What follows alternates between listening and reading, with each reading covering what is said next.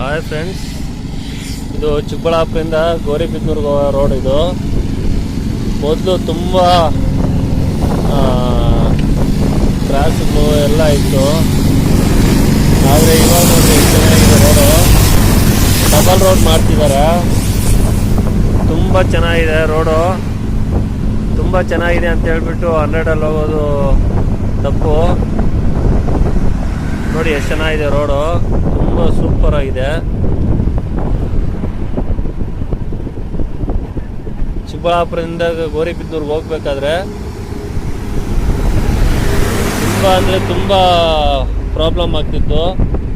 ಈ ದೊಡ್ಡ ದೊಡ್ಡ ಗಾಡಿಗಳಾದರೆ ನೋಡಿ, ಈ ಥರ ಬಸ್ಸು ಬರ್ತಿದೆಯಲ್ಲ, ಈ ಥರ ತುಂಬ ಕಷ್ಟಪಡಬೇಕಾಯ್ತು. ಇವಾಗ ನೋಡಿ ಡಬಲ್ ರೋಡ್ ಆಗಿರೋದ್ರಿಂದ ಯಾರಿಗೆ ಆಗಲಿ ಏನು ಸಮಸ್ಯೆ ಆಗಲ್ಲ,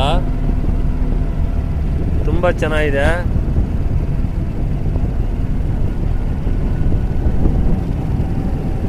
ನೋಡಿ ಎಷ್ಟು ಸರಾಗವಾಗಿ ಹೋಗ್ತಾ ಇದ್ದಾರೆ ಎಲ್ಲನೂ, ತುಂಬ ಅಂದರೆ ತುಂಬ ಚೆನ್ನಾಗಿದೆ. ನೋಡಿ ಈ ಕಡೆ ನೋಡ್ತಾ ಇರ್ಬೋದು,